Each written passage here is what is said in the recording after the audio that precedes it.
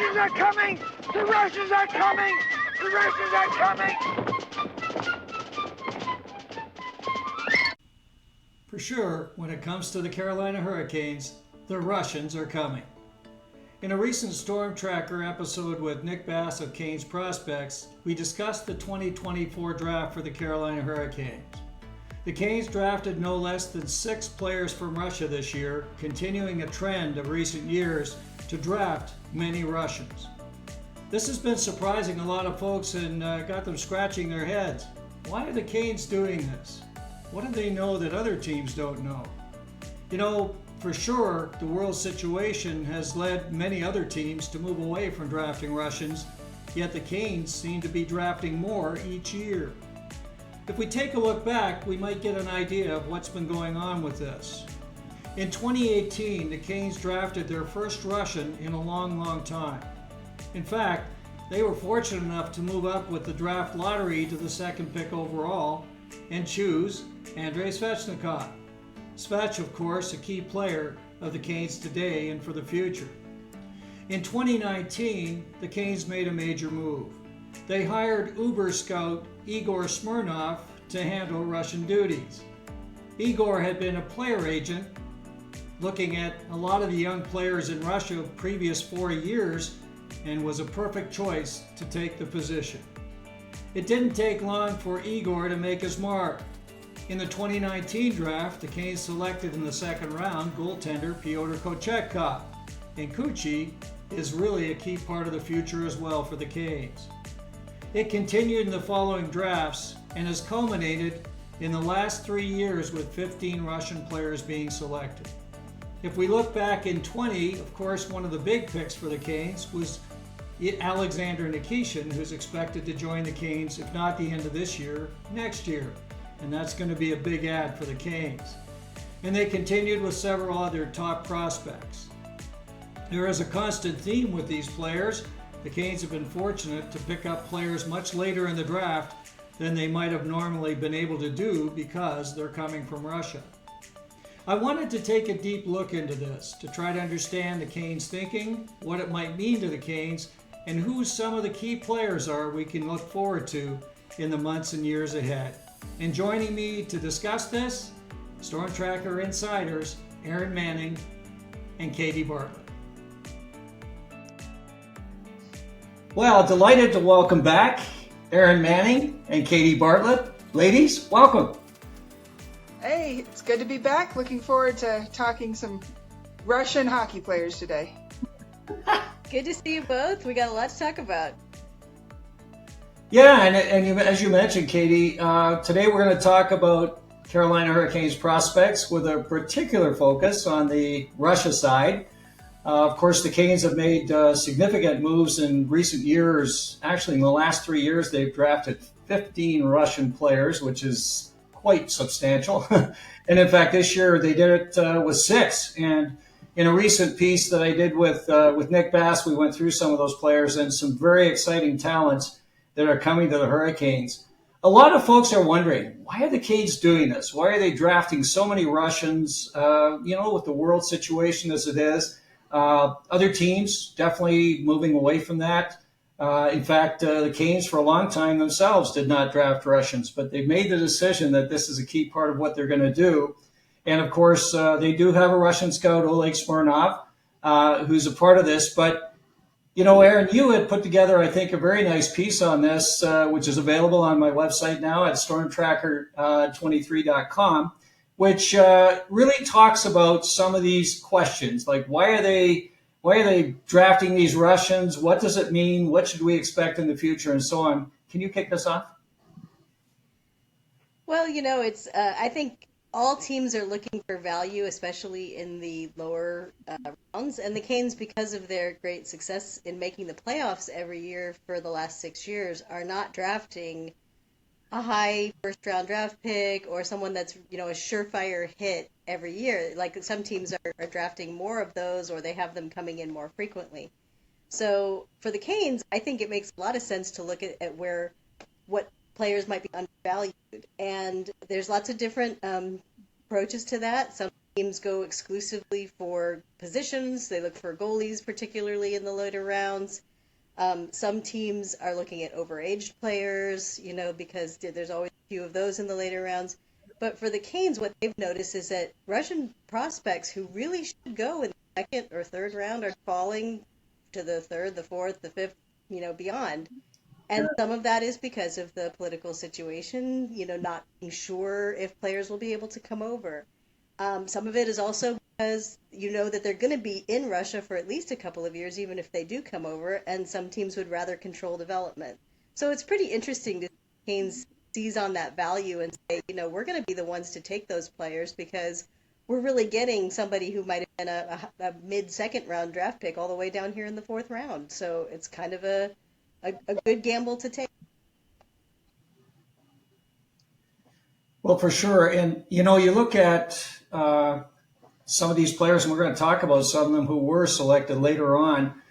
One of the questions that folks ask, though, is should there be a concern with them actually coming to North America? I think that's one of the biggest questions that folks ask and trying to determine is, are the Canes taking, draft picks and possibly could lose them because they can't bring the players over or whatever. How do you feel about that? Well, I'm not really. Oh, sorry. Go ahead. I was just saying, I think because the Canes have such a deep organizational depth that they're in a good position to take that risk, that it's, there's this saying, no risk, no reward. So if they go ahead and take that risk with a player that if they were in North America would have gone higher, then, they're willing to be patient. There's not that urgency that a lot of other organizations have with bringing their players along. The Canes have the time and the space to exercise patience, and hopefully those picks will result in some rewards with some players that will turn into very valuable members of the Hurricanes in the future. Yeah, for sure. And one of the interesting things, if you look at the way that the organizations are structured in Russia, and you're right on, Katie, they basically will pick the players up as young teens, and they will stay in the same organization right through, like midget to junior to the professional ranks in what would be like the AHL, and then coming into the big club in the KHL. And this is a little bit different than North America, of course. I mean, we have the draft, and it's a completely different system. At one time, it was like that. In fact, back in the day, you did have teams that had a junior team. They would have, this was in the original six, they would have a junior team, an AHL team, and their own parent team, the NHL team. So it makes it a lot easier. And if you look at the players that are currently kind of grooming for the Hurricanes, they've gone through that. They've gone through mostly through the NHL, which is like junior here, the VHL, which is like the AHL, and into the big club. So we can see as we talk about some of the players we're going to talk about and highlight today, we can definitely see that as a very clear delineation as to how they handle players in Russia versus North America, of course. Yeah, and speaking about that, I mean, I think clearly Kane's exactly right. They've got lots of prospects. Some of these folks turn out to be nuggets that can ultimately come over to North America. That's great. If they don't, they've still got a bunch of folks that are being groomed both in Russia and around the world to be prospects for the Canes. So it's a great, exciting story for sure. Let's talk a little bit about some of the players. There are some outstanding talents that are just around the corner, I think, and also will be a little bit later on, but I think our players, the folks might want to know a little bit more about today. Kicking it off, of course, we've got to talk about Alexander Nikishin. He is the person that gets the most notice. Nikishin was drafted, as it turns out, in 2020. He was drafted 69th, which is in the third round, which is hard to believe. Now, apparently, and this is according to Oleg Smirnov, he expected he would go in the top 10. But as we've heard and learned, there is a bit of a health situation with Nikishin, which apparently some teams or a lot of teams decided was something they didn't want to mess with. So the Canes were able to acquire him. He's obviously grown significantly both in size and stature since the draft. When he was drafted, Darren York said this: for an 18-year-old going against men and probably in the best league outside the NHL, he's able to hold his own. So again, they were really impressed with the fact that at 18, when they drafted him, he was playing with men in the KHL and really, starting to come along and starting to show clearly how strong defensively he is, but and then starting to show a little bit on the offensive side as well. Last year, he just destroyed the KHL, as you know, with SKA. He had 17 goals and 39 assists for 56 points. This is a defenseman. I mean, he's really something. He's 6'4", he's 216, he's a monster. What do we know about Alexander Nikishin? So, like you said, he was drafted 69th overall, and that was, considerably lower than a lot of scouts expected him to go. I did see a scouting report, and this is funny. I'm not going to say who it was, but from the early, when he was just coming into the draft, there was a scout that was convinced that Nikishin would be, a nice medium level second pair, maybe your fourth D, or maybe even a really good third pair guy, because he was all defense and he didn't have any offense at all, and just didn't see that happening. And I thought, it's so funny because when they're 18 and they're playing defense, it's funny to decide they're never going to be able to get the offensive side of their game going. But I think he's going to fit really well with the Canes' young core in terms of age. He's 4 months older than Seth Jarvis, so when he comes over, he's going to be right there. Right now, people think his floor is a top second pair, and that he's really projecting to be a first pair defenseman, which is amazing to pick up in the third round of the draft. And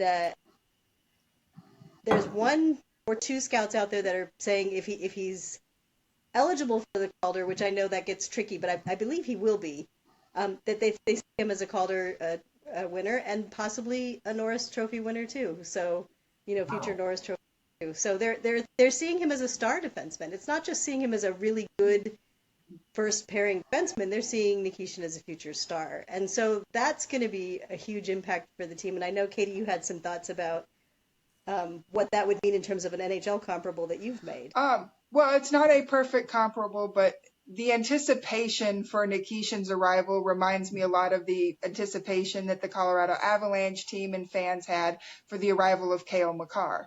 They already had a really good team in place. McKinnon was already part of the team. Landeskog was there. Rantanen was there.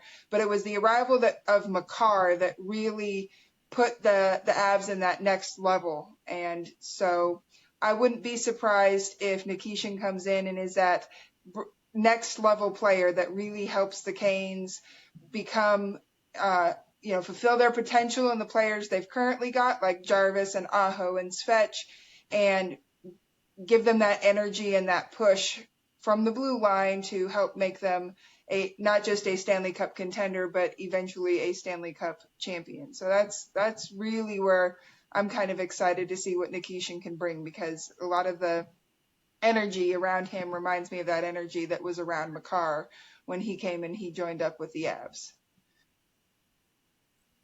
Well, when we look at Nikishin, what is it that he does that makes him so exciting? I mean, why are folks so excited about Nikishin? Well, some of it is the offense for sure, and I know you probably have all those numbers in front of you. But just he's been the top scoring KHL defenseman 2 years in a row, and he's 22 years old. So that's right. Insane, when you think about that. But his defensive game is incredibly fun to watch too. His nickname Boom comes from both his incredible one-timers and slap shot. I found out that his one-timer is considered a lethal threat too. And then his habit of throwing these incredibly beautiful hip checks. We've seen some of that from Dmitry Orlov, but when you see Nikishin with his speed and the edge work and then coming in on a target, you're just bracing yourself, along in sympathy with the guy that's about to get taken down, because he's just amazing at that. So, and again, for such a young player to be capable of that kind of physicality on the ice against grown men, he's not going to have any trouble adjusting to the pace and physicality of an NHL whatsoever. So that's part of where the excitement comes from too, I think. Yeah, I think if you look at Nikishin, he's kind of old school in that regard. I mean, there's a lot of the players that still do that open ice hit and just send the opposing player in the next week. Like it's incredible. As you It's good fun. Now, what about Nikishin as a person? Now, I did see a piece that had been put out on X by Anya, where there was an interview with Nikishin, and there were some interesting things said about Nikishin or by him in that interview. What can you tell us about Nikishin as a person, Katie? Well, he comes from a very athletic family. His dad was a boxer as well as played hockey. His mom was a gymnast. His uncle played for the national team in basketball, and his girlfriend is a synchronized swimmer. So they've got athletic genes up and down that family tree. And when he's not on the ice, he's outside. He's being very active. His favorite activities are more of the mountain type activities, skiing, snowboarding, that sort of thing. He apparently he got inspiration from Kuzi for his goal celebration, but he calls it as a combination of the eagle and the gorilla because he thought that the face of the eagle was a little too soft, and so he wanted something a little more intense and enthusiastic to put into the goal celebration. So it's an eagle gorilla combination. But just because he's very, very active in hockey and in other activities, don't think that he's a slouch. He also is a really good chess player and loves to play chess. Wow. So he has a mind to match with that physicality that he brings with him on the ice. And Well, that's really interesting stuff. I was going to say, in fact, I found a really cool quote from him from that article that Anya provided, and he says, "As long as a man believes in himself, he is stronger than his destiny." Wow. Sounds like a wise man. Yep. Well, that's great stuff, Katie. And, I'm not sure about the skiing close to Raleigh. There's a little bit out there, but it might not be what he's used to.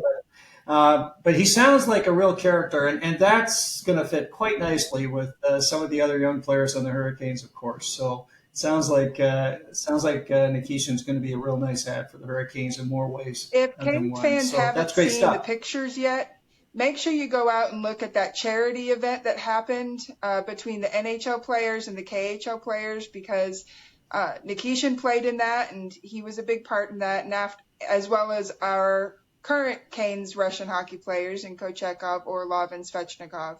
And at the end of the game, there were a whole bunch of pictures being taken, and Svech, PK, and Orly got together for a picture, and Nikishin kind of skated up in behind them trying to photobomb, and they caught him and said, no, you're a Hurricane, come in here, get in the picture, get included, and he was just grinning from ear to ear, thrilled to be included. So you can just tell he's got a great personality. He seems excited. He sees himself as part of the Hurricanes, Russian players already, and there's a lot of great content out there. Go to Anya's page. She's put a bunch of videos and interviews up from that and translated them into English with the captions. So that looked like that was a really cool experience, and you can get a lot of the feeling for Nikishin's hockey from the game as well as his personality from all of the post-game stuff that was going on. Well, that's really incredible stuff because one of the things that Nikishin had said in that previous interview, if you might recall, is that he really hadn't connected with any of the Hurricanes, and he was hoping to do so.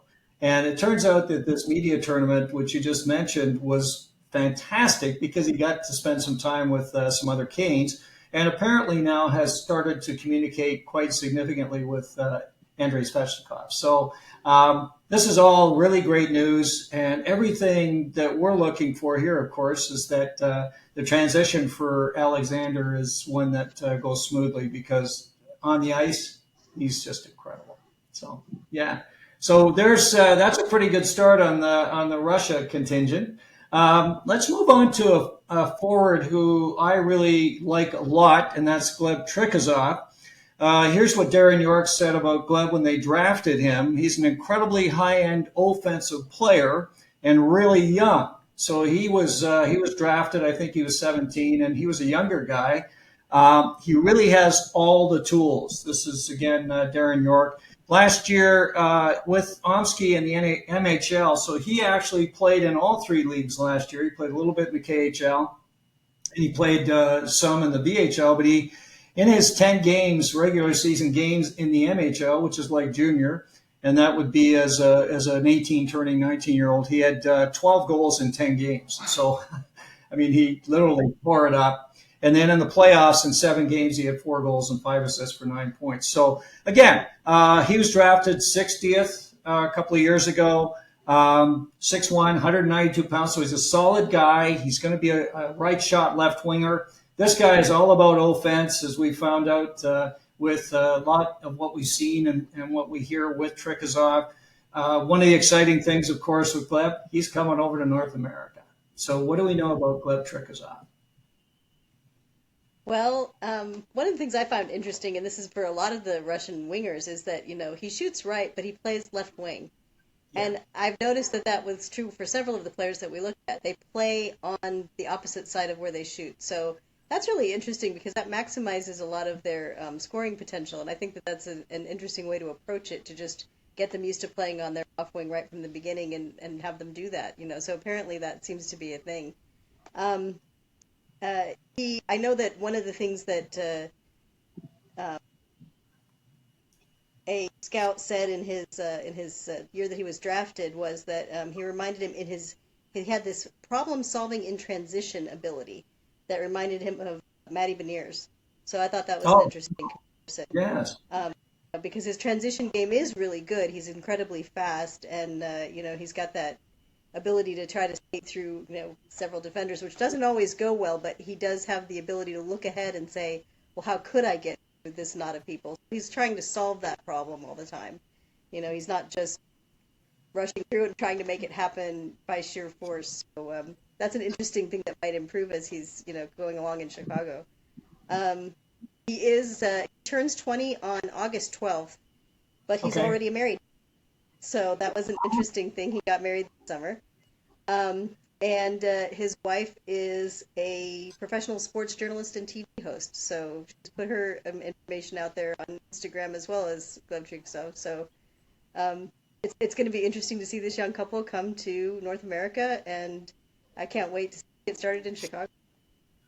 One of the things that I thought was really cool in the short articles I read about him is the fact that he expressed how much he really appreciated all of this support he's gotten from the Carolina Hurricanes organization already, whether it's direct contact with the front office or through the scouts, through their representatives. It's part of why I think he's come over as soon as he has, is that he feels like the organization really values him and wants him to be a part of the team.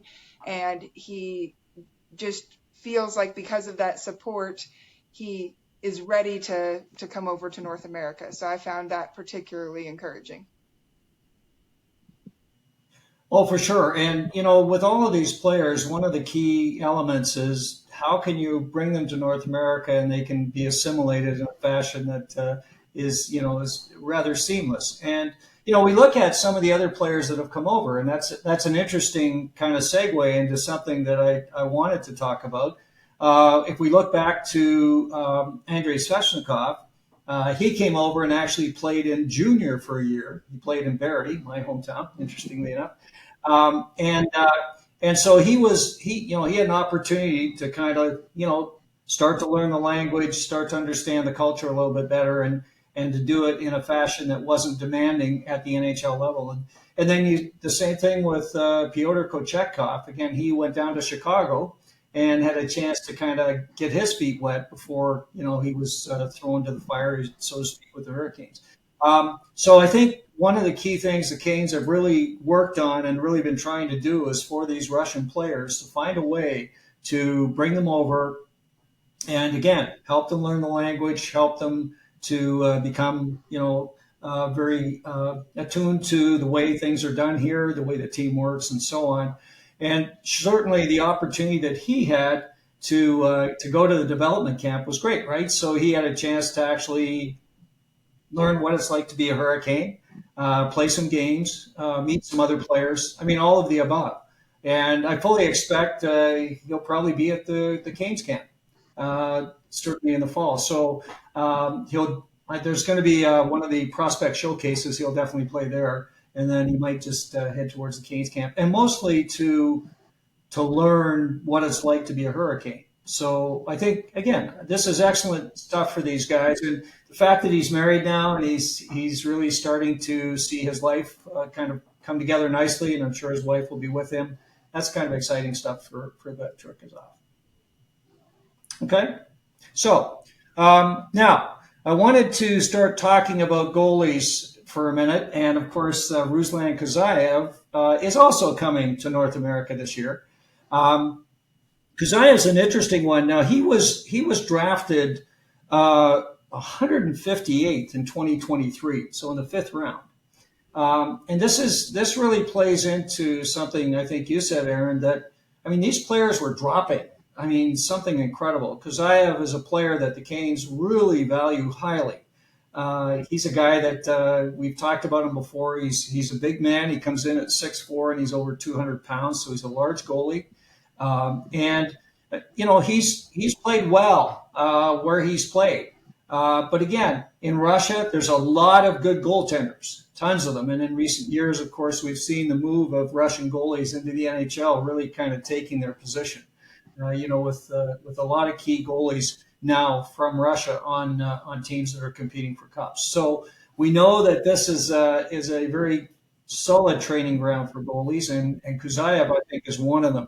He played in the MHL last year, which is like junior. In 28 games, he was 16-5-5 with a 2.16 goals against average, not bad, and a 9.27 save percentage. So this guy's numbers were outstanding.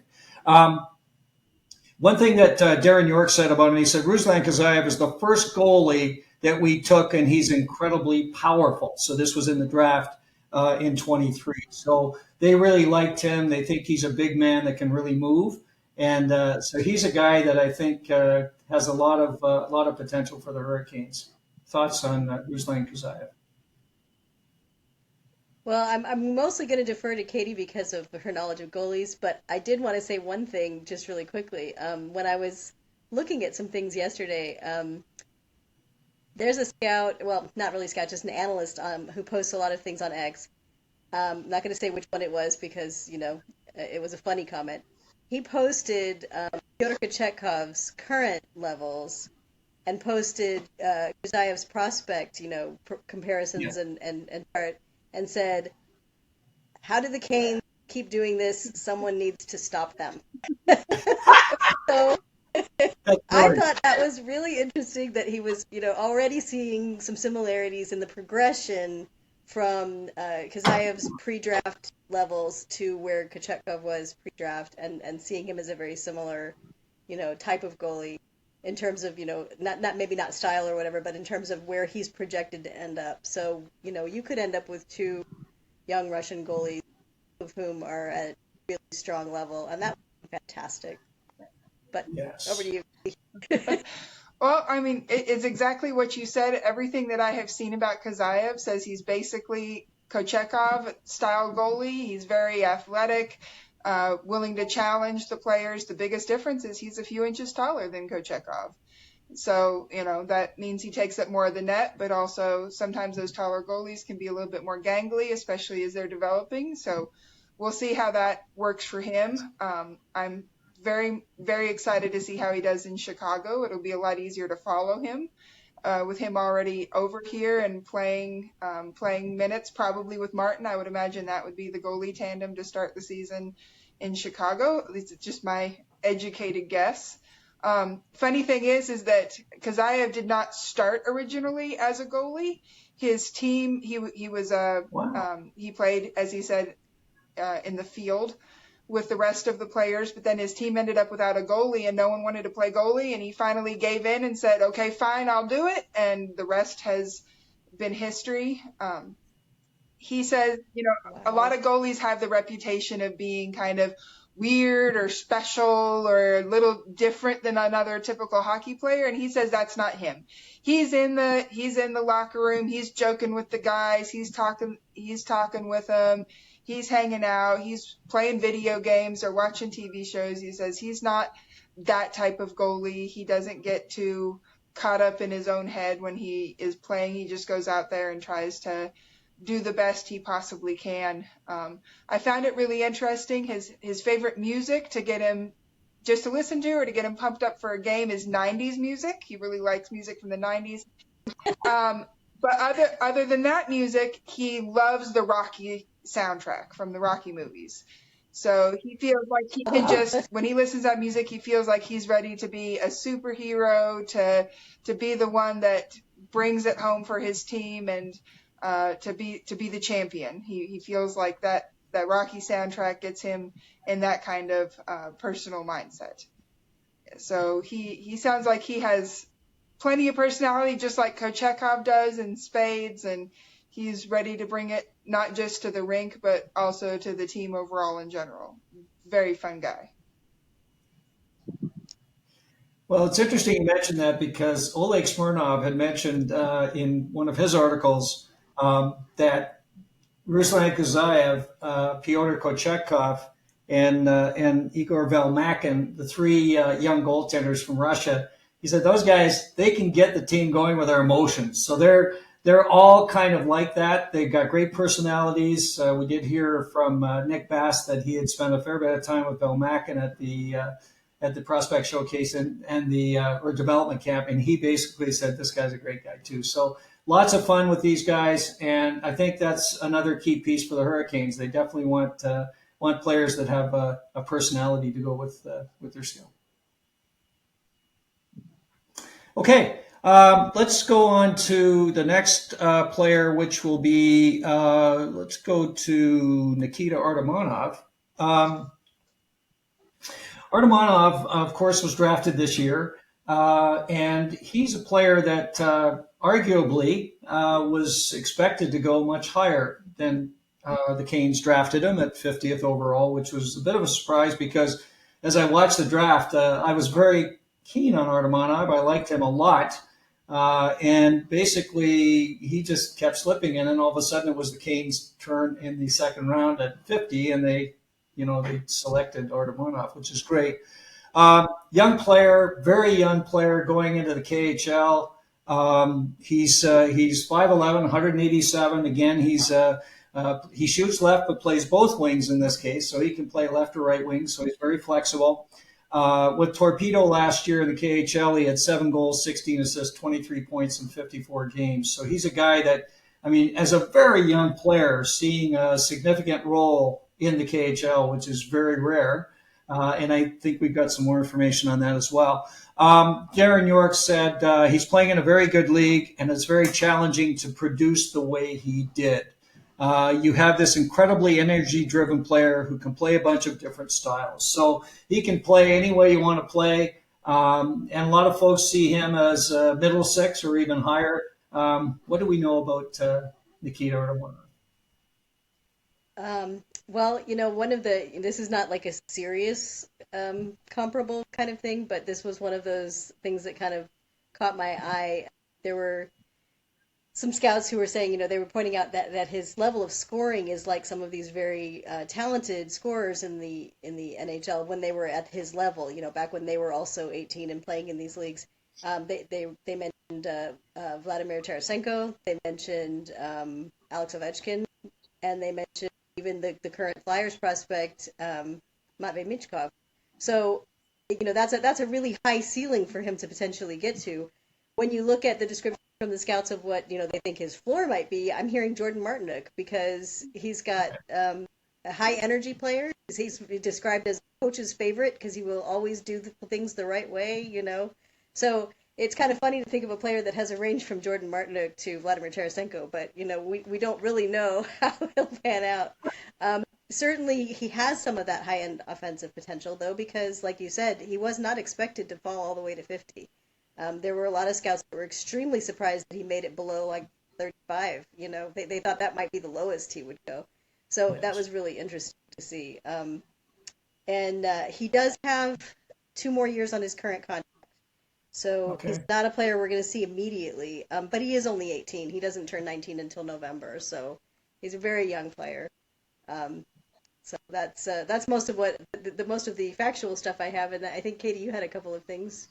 Well, I'm very impressed with him in a lot of different ways. He seems to have a good head on his shoulders. One of the things that's very impressive is the fact that he was actually traded to Torpedo when he was 16, and he moved to join the team on his own. His parents stayed behind in their hometown, and so he was by himself. I'm sure they put him up in some sort of team housing or something like that with support around him. But that is a big step. It takes a lot of maturity at the age of 16 to do that. And then he joined Torpedo pretty quickly, and he got his first KHL goal at the age of 17 before he even turned 18, and set a high bar with the points that he got. I think he's now 6th in the record book for the KHL for points scored by a player 18 or younger. And he did set an actual record in the KHL for scoring 4 points, 2 goals, 2 assists in a game. That had not been done by an 18 or under player, I believe. And if you see a picture of him floating around out there where he's wearing this helmet on his head and smiling with the team goalie after that game. And that's kind of like a Knights of the Round Table sort of helmet, and it's for that the warrior, the strong man of the game wore that whenever something impressive happened, and he got it after that game because it was such a great game, and he was very, very successful with that particular play.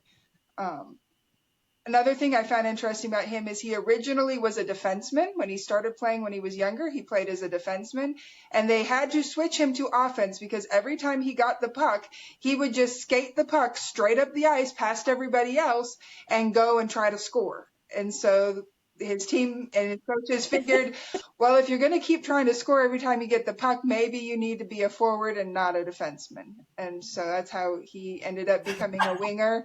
It is because he just liked to try to score, and he wasn't going to stay back in the defensive zone and clear the puck. He was going to take it himself and go towards the net. So he has plenty to recommend him for sure. Yeah, Stephen Ellis of Daily Faceoff said something that I think is particularly relevant to Artamonov. He said he's quickly become one of my favorite wingers due to his high-end hockey IQ. And you know the Hurricanes love this. They love players that have hockey IQs that are high, and clearly that's where Artamonov sits. Now, you might recall that Nick Bass had a comparable, and he said he's very much like Michael Bunting. So he's a guy that's a pest. He's in your face. He's trying to make things happen. And, of course, he brings along a wonderful skill set as well. Back to the draft situation. In the mock drafts that I saw, there was actually one gentleman who put a compilation together, and he took like 20 mock drafts and came up with a final mock draft. And interestingly enough, in that mock draft, Artamonov was number 27. So he would have been the selection of the Hurricanes if we had, kept their first round pick and not traded it off as they did. But turns out they get him anyway. So, and they got Badinka along with it. So that's not bad. All kind of good. Clearly high-end hockey IQ is a key thing with him. And it also is something that is very similar with this next player we're going to talk about, and that's Alexander Rykov. Alexander Rykov is a guy that very highly rated. Now, he's suffered some injury problems in his career that held him back. Definitely a guy that, has high-end skill. He's got a great hockey IQ. He can skate. He's a smart player. He's a great playmaker. He does it all. Darren York said a benefit for us when they draft him is that he missed some time last year, but he's one of the highest scoring all-time VHL players as an 18-year-old. So they basically said, look, this guy's a heck of a player. He's not on the radar of other teams, so they could draft him at 100 in the 4th round, actually, in 23. So they got him late. And the only reason is because he had suffered through some injuries. Now, last year, he did play in the KHL with Chelyabinsk, played 26 games, had 6 goals, 2 assists. So, again, he's just turned 19. He's 5'11", 170 pounds. He shoots left and plays right wing. Back to what you said, Aaron. He's another one of these off-shot wingers. This guy is a wonderful, wonderful talent. And I think, again, flew under the radar. A lot of folks really liked him when he was drafted. What do we know about Alexander Rykov? Well, like you said, he's got a lot to offer, especially, I mean, the key terms that kept coming up were two-way player, strong forechecker, strong defensively. So anytime you have a player who's 17, 18 years old and these are the assessments, that stands out because most young players are not naturally strong on defense. And especially if they're playing occasionally with other players like he was doing. So having a strong defensive winger, strong forechecker is a really good thing. And then his offense is coming along too. So he looks like somebody who has a lot of runway, and he's got a lot of time to get there because it's going to be a while before he probably makes the NHL. I liked. There was a writer for a scouting agency that compared his skating to Matt Barzal, so I thought that was interesting. From the Islanders, I don't know, I haven't watched enough, I think, to be able to say, oh yes, that's definite. But it seems like that would be an interesting comparable, because we all know how talented he is, and that would be a wonderful thing for the Canes if they picked up a player at round 100 that had some of that in his game. But I liked this one, this little comment from a different scouting agency. They said he's a cannonball on the ice and he's terrifying on the forecheck. And I liked terrifying on the forecheck. I thought, this is a Rod Brind'Amour player. Anybody who can be described as, an 18-year-old as terrifying on the forecheck, Yes. Is going to be somebody that I think Rod Brind'Amour is going to like a lot. Well, you mentioned some things I think are interesting. So, again, hockey IQ, very high. He's a solid 200-foot player. He's as you say, he likes to forecheck and make things happen. And he has some really strong offensive capabilities. Of course, the big challenge with Rykov at this point is, of course, to remain healthy. And number two, he's got to bulk up a little bit. He's kind of a slight player, and this will give him a chance to do that. Katie, what do you know about Rykov? Oh, just based on what you guys said, think about what Aaron said about him being terrifying, and needs to bulk up. What is he going to do if he bulks up and still brings that same attitude and skill set to his game? That could be fantastic for the Canes. That's exciting, especially give him a year or two in Chicago to learn the system, and he's a tailor-made Rod Brind'Amour Carolina Hurricanes player for sure. He has been playing hockey longer than most kids do. He started all the way at 3. He was skating and playing hockey at 3. Most of the players where I saw their history, they started playing at 4 or 5, something like that. But he was playing hockey at the age of 3. And you can usually figure out where he is on the ice because he is very committed to wearing neck protection. So he has the big neck protector on. Even the rest of the players will wear the basic neck protector, but he will wear the full-sized one because he really believes in doing everything you possibly can to protect yourself while you're playing the game from whatever accidents might happen. And other than that, he was at the Nashville draft. He loved his experience. He just gushed about what an amazing experience it was, and getting to meet players from all over and seeing the city and just walking around the streets, and not just Carolina fans, but hockey fans in general wanted to talk to him and get his autograph and his picture. And he was super enthusiastic about that experience. So hopefully that gives him a little extra excitement and motivation to come over to North America once his contract's up at the end of this season. And then off the rink, his big passion is fishing. So I think once he comes to, whether he starts in Chicago or comes to Raleigh, I definitely think he'll be able to engage in that particular pastime with no problem. He likes to net fish. He likes to fish with a fishing rod. He's really passionate about that particular pastime to help him relax and get away from the game a little bit. Well, that's really cool. Now, when is he due to? When is his contract up? Do we recall I with think at the Rykov? end Is of it this next season. year? I think his current contract with the KHL is up at the end of this season. Okay. Well, that makes sense, and that would, as you say, it would be a nice transition for him to head over to Chicago and continue. And this will give him a year in the KHL to, as you say, continue to bulk up and continue to refine his talents and skills. But again, another player that not many folks know much about with Alexander Rykov, who really has very strong potential playing for the Hurricanes. And that's one of the challenges. I mean, there are several others. I mean, if you consider the Canes drafted 15 Russians in the last 3 years, and we've talked about 5, and some of them who came before then, you start to get the message pretty clear. There's a couple of other folks I was just going to mention in passing that, and maybe at a later time when we really peel the onion back on Russians, we'll talk about. Timur Mukhanov, small forward, he's 5'9", I think 165. He's a guy that, again, Igor Smirnov said this guy was a monster steal. He is an incredible talent. He's a great skater. He's a hardworking guy. He can really shoot the puck. And again, a very strong, talented guy. The reason he wasn't drafted, smaller player. But again, he's a great talent. Vladimir Grudinin, again, a smaller defenseman at 5'11", 165. This guy can skate like anything. He handles the puck like you wouldn't believe.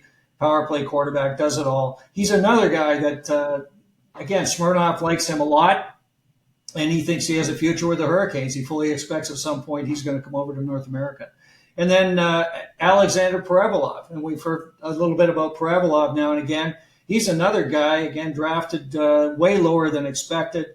High hockey IQ, smart player, works both ends of the rink, and has solid offensive acumen. So these are just the tip of the iceberg. There's so many of them. This year we got 6 of them. So what are we going to do with all these players? In any case, clearly the future is bright for the Hurricanes when it comes to Russians, and we're going to hear a lot more about them. And certainly as they start to bring them over like they are this year, it's going to be great to watch some of these players in Chicago, as you mentioned.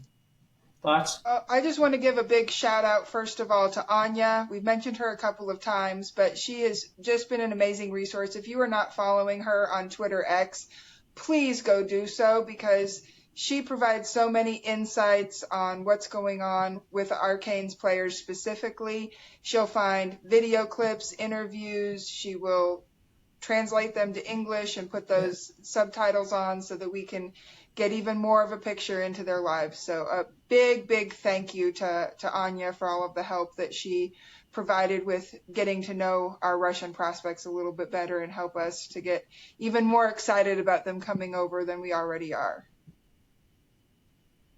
And Katie, can you just share her X handle so that we can ask people to follow her as well? So I believe her handle is at UGGG_UGGG.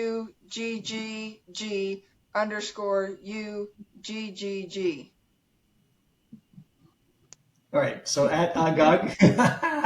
Very nice. Yes. And thanks again. I agree. Wonderful information from Anya, and we really appreciate it immensely. Aaron? Yeah, I'm going to tag on to that and say that it is really wonderful because, when you have someone who's there, they get those little details about their lives, their hobbies, their background that we just can't, get yet because they're not here yet. So it's wonderful to get that connection with some of these young players and be able to say, gosh, this isn't just a name and a set of stats. This is, a young man that we're going to be watching in Chicago or in the NHL sometime in the near future. So that's exciting. And the only other thing I wanted to add is that I think that one of the reasons I'm so hopeful right now about all these young kids is the renewal of the Hurricanes affiliation with the Chicago Wolves. We haven't really touched on that, but it's a big reason why I think they were so comfortable drafting 6 more Russians this year, is because we know that a lot of these young European players, they will be playing in Russia or the others in different European countries for maybe a year or so after the draft. But you want to have somewhere to bring them in within the organization without it having to be either your home team back in your home country or the NHL. That's not a great set of alternates, for players that are kind of pushing that NHL ready but just need a little polish. So I think a lot of us are just really excited that that situation happened and that we're going to be able to see these players in Chicago and see clips from what they're doing and, hear firsthand reports of how their progress is coming, because that means a lot. It really does. I agree, and I think the key there is that Chicago has been a great franchise. Of course, they won the Calder Cup not so long ago, and getting the players into the Canes system as early as they can, so they start to learn, the way that the Canes play, as we know, the right way. I think that's going to be really critical. And I totally agree with you. This is an opportunity for the Canes to bring these players over, and we're seeing it right now with both Gleb Trikozov and Ruslan Khazheyev heading into Chicago. So I think that's outstanding. The Canes are in a situation that is enviable. We've talked a little bit about this in the past. How could a team that has performed so well the last 6 years been able to have so many outstanding prospects? And we haven't even talked about several of the other top prospects that are currently on the Canes roster, or certainly fighting for Canes positions and will be in the near future. That's quite a story when you think about it, how the Canes have done that. Any idea about that as well? I think that it's just the fact that they have been unwilling to deplete their prospect cupboard by going all in for a cup run if they weren't like right on the verge. I think this past year with the trade of Michael Bunting and the various prospect and draft pick pieces that went with that trade, it's the first time we've seen them step out and make that exception and say, okay, this is a player that we really want to acquire, at least for playoffs. They hoped to keep him longer, and that didn't work out. But, it was the first time that they really stepped outside of that mold. And they really, again, because they had so many prospects in the system, pieces that were traded were not pieces that the Canes can't live without. So it is amazing. It's an incredible level of intelligence to do things the way that they're doing things. I agree that the Canes really have an embarrassment of riches when it comes to the depth of their organization. There are a lot of teams out there that their cupboards are bare. I mean, they're beyond bare. They just don't have a whole lot of options moving forward, either in picks or prospects. And so it's going to be hard for them to stay competitive now because they don't have anything to give another team at a trade deadline for a potential key piece to make another cup run. But the Canes are very, very well positioned. If there is somebody else who comes up like Gensel in the future, the Canes are really well positioned in picks and prospects to move forward and to make the team better if they feel like that's what they need to do. And it's nice to know as a fan that the team is in good hands and is well looked after, not just for the NHL organization, but beyond the NHL organization. Yeah, for sure. And as we've learned, Don Waddell obviously moving on, and now the new kind of regime, so to speak, with Eric Tulsky and Darren York and Rod Brindamore, and Eric getting great compliments, I think, from Waddell and others as he continues to build his new team. And there are folks that don't necessarily agree with some of the moves that Eric's made. They feel like he's not done as much as they would like, but clearly the decision to continue to make a lot of draft picks, and several of them way later than expected, is really, as you say, it's filled the cupboards, and what a future the Canes are going to have as some of these players start to emerge with the Hurricanes. So, yeah, it's been a great conversation as always. Learned a ton about several of these players. Ladies, wonderful information. We're going to look forward to doing this real soon. And hopefully, as you enjoy the rest of your summer, whatever brief amount that is, please do so, and let's catch up to talk more Canes hockey in the not-too-distant future. Thanks so much to Aaron and Katie for their contribution today. We have some sessions coming up in the not-too-distant future, so stay tuned for that. Also wanted to thank Anya for her contribution. Anya, of course, is available on X under uppercase U, lowercase GGG. Check her out. She has great information about the Canes currently in Russia. And again, if you enjoyed this episode, please hit the like button. If you'd like to be alerted of future episodes of stormTRacker, please subscribe and we'll make sure you're made aware when they are available. Thanks so much for joining. We'll catch up real soon right here on stormTRacker.